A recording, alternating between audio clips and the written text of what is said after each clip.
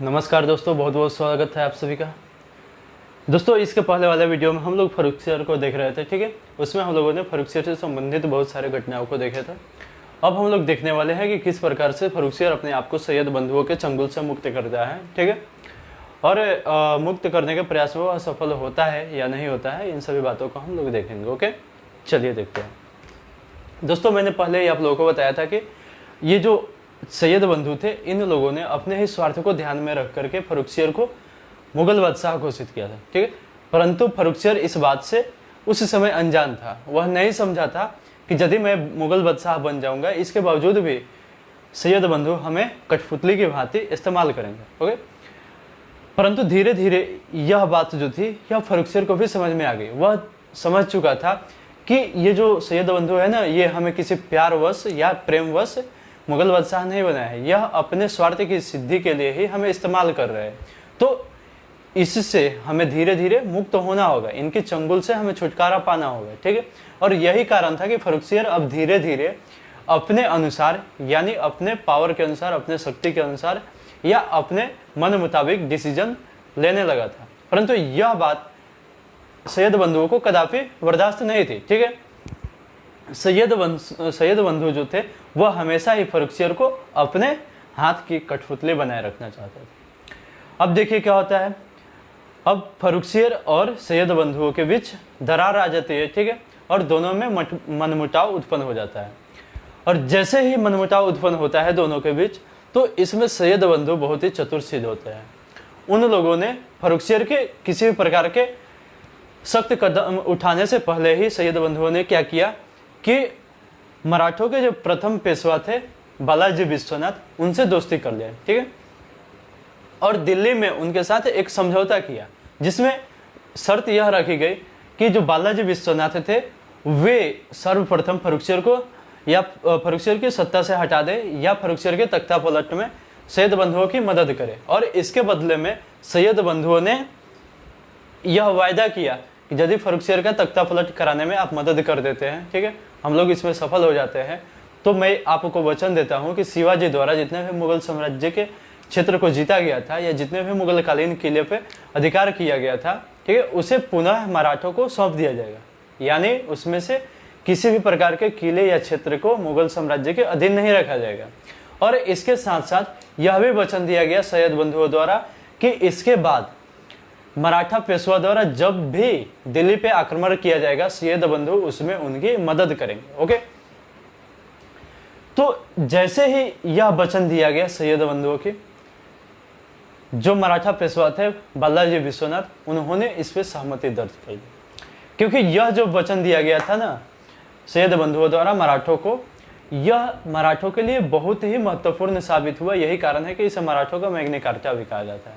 Okay, तो बालाजी विश्वनाथ ने एक तरह से कहिए कि उसका सुपारी ले लिया, ठीक है, और फर्रुखसियर को सत्ता से हटा दिया, ठीक है। वहां पे फर्रुखसियर की हत्या कर दी गई और उसका तख्ता पलट कर दिया गया। अब सैयद बंधुओं ने, यहाँ पे लिख देता हूं, यह जो घटना थी फर्रुखसियर के तख्ता पलट की, यह 1719 की थी, ठीक है दोस्तों। अब यहीं पे फर्रुखसियर का जो सत्ता है वह समाप्त हो जाता है। ओके, फर्रुखसियर के समय की एक बहुत ही महत्वपूर्ण घटना मैं आप लोगों को नहीं बता पाया, उसे बता देता हूँ। एक बार क्या हुआ था कि फर्रुखसियर के पैर में एक बहुत ही बड़ा फोड़ा हुआ था, ठीक है। वह धीरे धीरे बहुत ही विकराल रूप धारण करते गया था। परंतु उसने भारत के बहुत सारे जो भी महत्वपूर्ण वैद्य थे उससे अपना इलाज करवा लिया था। परंतु वह जो फोड़ा था वह धीरे धीरे बहुत बड़ा घाव का रूप धारण कर लिया था, वह ठीक नहीं हो पा रहा था।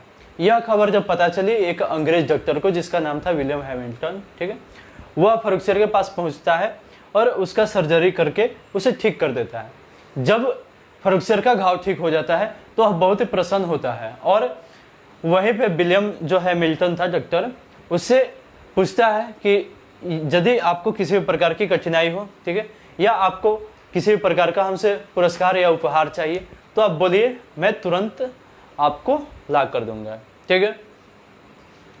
तो यहाँ पे जो अंग्रेज डॉक्टर था वह बहुत ही चालाक था, ठीक है। उसने अपने व्यक्तिगत लाभ को नहीं सोचा, उसने जो भी ब्रिटिश साम्राज्य के यहाँ पे अधिकारीगण थे या कंपनी यहाँ पे व्यापार कर रही थी, उसके विषय में सोचते हुए उसने जो भी यहाँ पे क्षेत्रीय शासकों द्वारा चुंगी लिया जाता था उसको ही हटाने की मांग कर दी फर्रुखसियर से। फर्रुखसियर इतना प्रसन्न था कि इसके विषय में थोड़ा सा भी ध्यान नहीं दिया और उसने अंग्रेज डॉक्टर को यह वचन दिया कि आज के बाद से बंगाल, बिहार और उड़ीसा में किसी भी क्षेत्रीय सूबेदार या शासक या नवाब द्वारा आप लोगों से चुंगी नहीं वसूला जाएगा, ठीक है। और इसके लिए एक प्रावधान किया गया था कि अंग्रेज अधिकारी द्वारा, यानी कंपनी का जो अधिकारी हुआ करते थे उस समय, उनके द्वारा दस्तक लगवाना अनिवार्य हुआ करता था उन व्यापारियों को जिन्हें चुंगी मुक्त व्यापार करना था।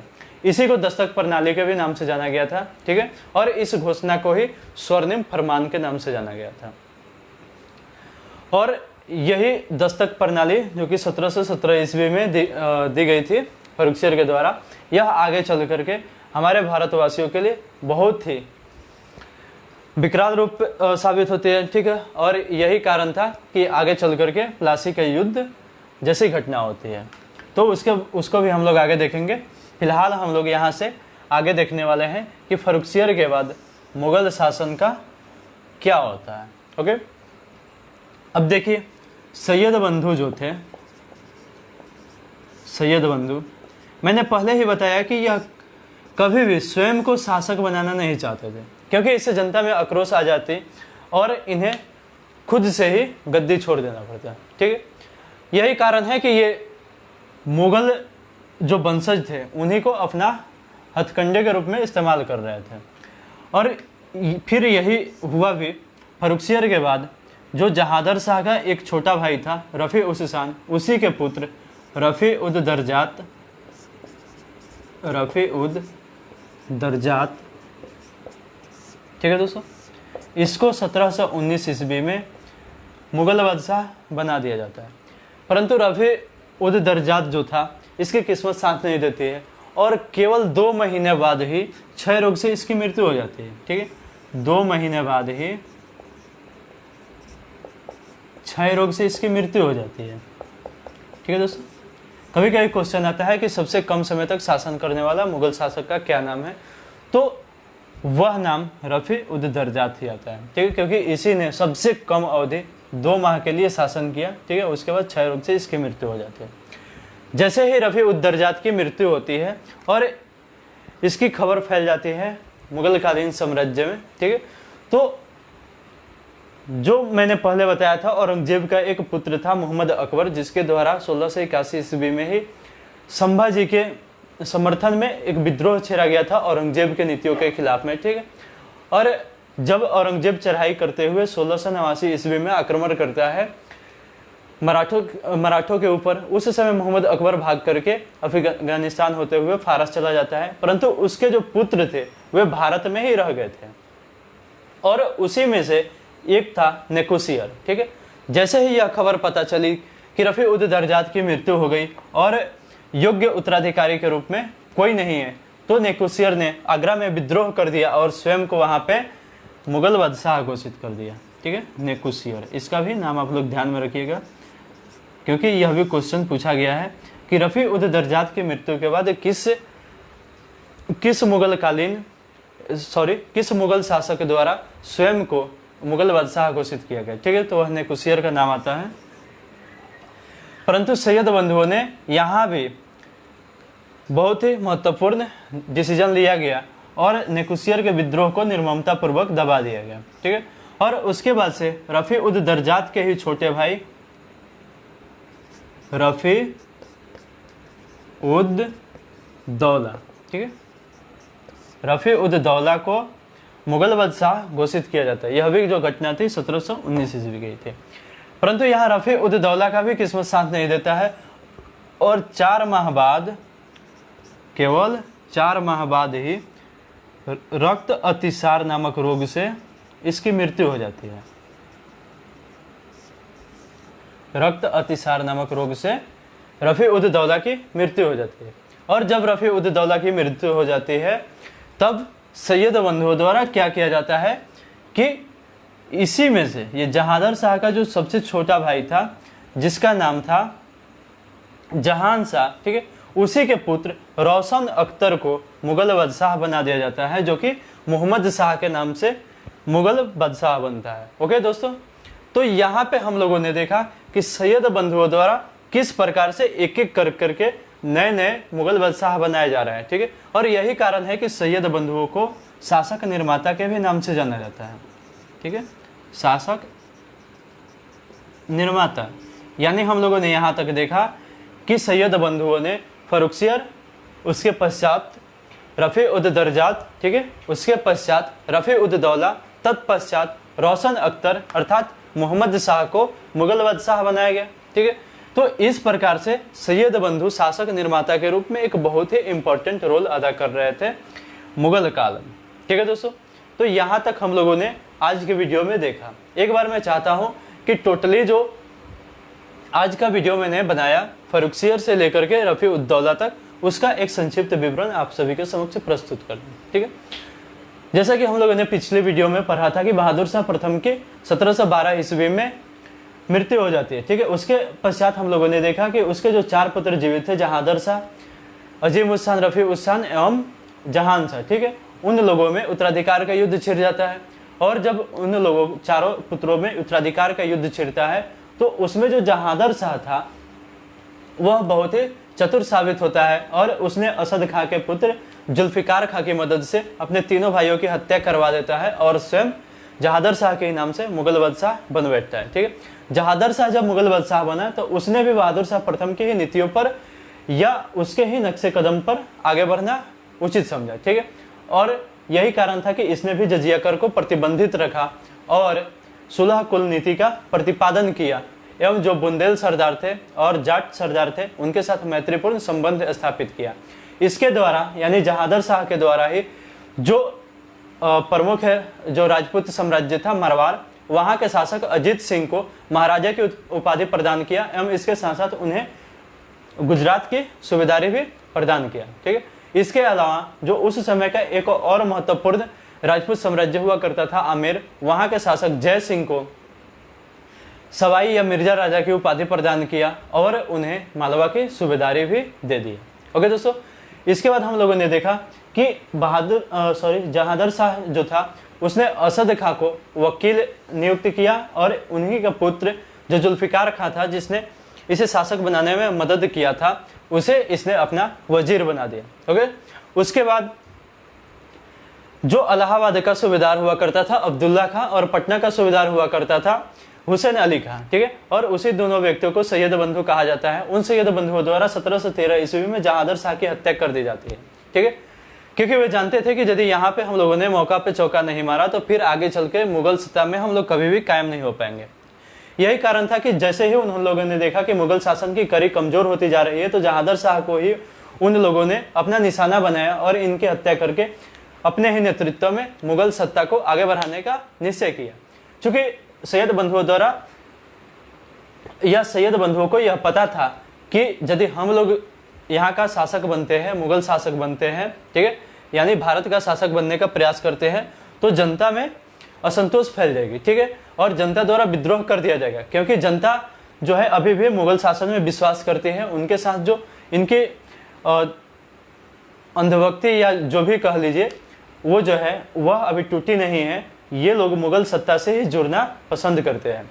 यही कारण था कि उन लोगों ने मुगल वंश को ही, यानी जो भी मुगल वंशज हुआ करते थे, मुगल राजकुमार थे, उन्हीं को अपने हाथ का कठपुतली बनाना उचित समझा। और इसी क्रम में 1713 ईस्वी में जहादर शाह के छोटे भाई अजीमुस खान के पुत्र फर्रुखसियर को मुगल बादशाह बना दिया जाता है सैयद बंधुओं द्वारा। ठीक है, फर्रुखसियर जैसे ही मुगल बादशाह बनता है उसने अब्दुल्ला खां को अपना वजीर बनाया एवं जो हुसैन अली खां उसे अपना मीरबख्शी यानी सेनापति बनाया। जैसे ही सेनापति बनता है हुसैन अली खां, उसने मारवाड़ साम्राज्य पे आक्रमण कर दिया। ठीक है, उस पर चढ़ाई कर दिया और वहां के शासक अजीत सिंह को पराजित कर देता है और अजीत सिंह की पुत्री से फर्रुखसियर का विवाह करवा देता है। ठीक है, इस प्रकार से मारवाड़ और मुगलों के बीच एक वैवाहिक संबंध स्थापित हो जाता है। ठीक है दोस्तों, उसके बाद क्या होता है कि जो फर्रुखसियर था यह स्वयं के मतलब पावर के अनुसार किसी प्रकार का डिसीजन नहीं ले पा रहा था। यही कारण था कि धीरे धीरे इसकी सत्ता कमजोर होने लगी थी और इसी का फायदा उठाते हुए बंगाल और अवध प्रांत जो था, जो कि पहले मुगलों के अधीन हुआ करता था, और धीरे धीरे अपने आप को स्वतंत्र कर लिया, ठीक है। और बंगाल का प्रथम नवाब मुर्शिद कुली खां बना, जबकि अवध का प्रथम नवाब शहादत खां बुरहान उल मुल्क बनता है, ठीक है दोस्तों। उसके बाद हम लोगों ने आगे देखा था कि जो चिनकलीज खां था, ठीक है, जिसे आगे चल करके निजामुल मुल्क की उपाधि मिलती है, उसे 6 सूबों, दक्षिण भारत के 6 सूबों की सूबेदारी प्रदान कर दी जाती है फर्रुखसियर के द्वारा। वे 6 सूबे थे अहमदनगर, बरार, तेलंगाना, हैदराबाद, जिसे गोलकुंडा साम्राज्य के भी नाम से जाना जाता है। उसके बाद बीजापुर और तत्पश्चात खानदेश, ठीक है। ये 6 जो दक्षिण भारत के सूबे थे उनकी सूबेदारी चिनकलीज खां यानी निजामुल मुल्क को प्रदान कर दी जाती है फर्रुखसियर के द्वारा। और यहीं से हैदराबाद स्वायत्त राज्य की नींव भी पड़ जाती है, क्योंकि यही निजामुल मुल्क आगे चल करके हैदराबाद स्वायत्त राज्य की नींव रखता है, ठीक है दोस्तों। और उसके बाद हम लोगों ने देखा कि धीरे धीरे अब फर्रुखसियर भी समझ चुका था कि मैं सैयद बंधुओं के हाथों की कठपुतली बन चुका हूँ, ठीक है। अब वह अपने आप को मुक्त कराना चाहता था इनसे। यही कारण था कि सैयद बंधुओं और फर्रुखसियर दोनों के बीच मनमुटाव उभर कर सामने आया, ठीक है। दोनों के बीच दरारें आ गई, ठीक है।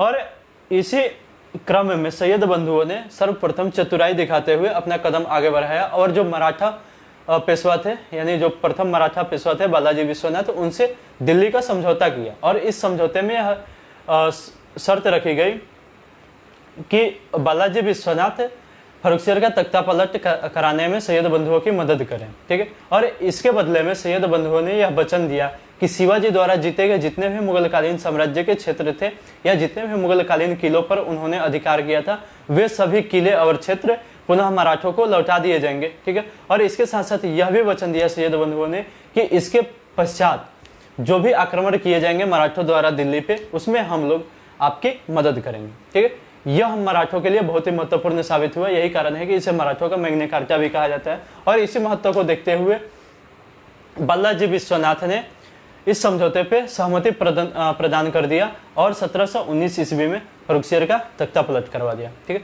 जैसे ही फर्रुखसियर का तख्ता पलट होता है, सैयद बंधुओं ने पुनः अपने हाथ की कठपुतली तैयार कर लिया था और उन्होंने जहादर शाह के ही छोटे भाई रफी उस शान के पुत्र रफी उद दरजात को भारत के मुगल जो साम्राज्य था उसका शासक नियुक्त कर दिया, ठीक है दोस्तों। परंतु रफी उद दरजात की किस्मत ने साथ नहीं दिया और मात्र 2 महीने बाद ही क्षय रोग से उसकी मृत्यु हो जाती है। यह खबर जैसे ही पता चलती है नेकुसियर को, वही नेकुसियर जो कि मोहम्मद अकबर का पुत्र हुआ करता था, अर्थात जो औरंगजेब का पोता हुआ करता था, उसके द्वारा आगरा में विद्रोह कर दिया जाता है और उसी विद्रोह के क्रम में उसने अपने आप को मुगल बादशाह घोषित कर दिया, ठीक है दोस्तों। और जैसे ही वह मुगल बादशाह बनता है, यह बात बर्दाश्त नहीं होती है किसे, सैयद बंधुओं को। और सैयद बंधुओं द्वारा आगरा पर चढ़ाई किया जाता है और उनके विद्रोह का निर्ममता पूर्वक दमन भी कर दिया जाता है। और तत्पश्चात रफी उद दरजात के ही छोटे भाई रफी उद दौला को मुगल बादशाह बना दिया जाता है, ठीक है दोस्तों। परंतु रफी उद दौला भी रफी उद दरजात के ही भांति बदकिस्मत साबित हुआ और मात्र 4 महीने बाद ही रक्त अतिसार से इसकी मृत्यु हो जाती है, ठीक है दोस्तों। इस प्रकार हम लोग देखते हैं कि सैयद बंधुओं द्वारा किस प्रकार से एक एक करके नए नए शासकों का या नए नए शासकों को नियुक्त किया जाता है, ठीक है। अर्थात फर्रुखसियर के बाद रफी उद दरजात, उसके बाद से रफी उद दौला और तत्पश्चात जैसे ही रफी उद दौला की मृत्यु होती है, जहादर शाह के छोटे भाई जहान शाह के पुत्र रोशन अख्तर को मुगल बादशाह घोषित कर दिया जाता है। और वही रोशन अख्तर जो था वह अगले मुगल शासक के रूप में मुगल बादशाह बनता है, गद्दी पे बैठता है, ठीक है। और उसी मोहम्मद शाह को रंगीला बादशाह भी कहा जाता है। तो आज के वीडियो में हम लोगों ने इतनी सारी बातें देखी और अगले वीडियो में हम लोग देखेंगे कि मुगल बादशाह की क्या क्या भूमिका रही है भारतीय इतिहास में, उसे क्यों रंगीला बादशाह के नाम से जाना जाता है, ठीक है। उसके समय में किस प्रकार से नादिर शाह ने भारत पे आक्रमण किया, ठीक है। और उसी आक्रमण के द्वारा ही किस प्रकार से अहमद शाह अब्दाली के द्वारा जो तृतीय पानीपत का युद्ध था उसकी पृष्ठभूमि किस प्रकार से तैयार होती है और मुगलों ने किस प्रकार से मराठा पेशवाओं के साथ में अपना संबंध स्थापित किया। इन सभी बातों पे हम लोग कल चर्चा करेंगे। फिलहाल के लिए यहाँ तक इतना ही, ठीक है। और इस वीडियो से मैं आप लोगों से विदा लेना चाहता हूँ। धन्यवाद, जय हिंद।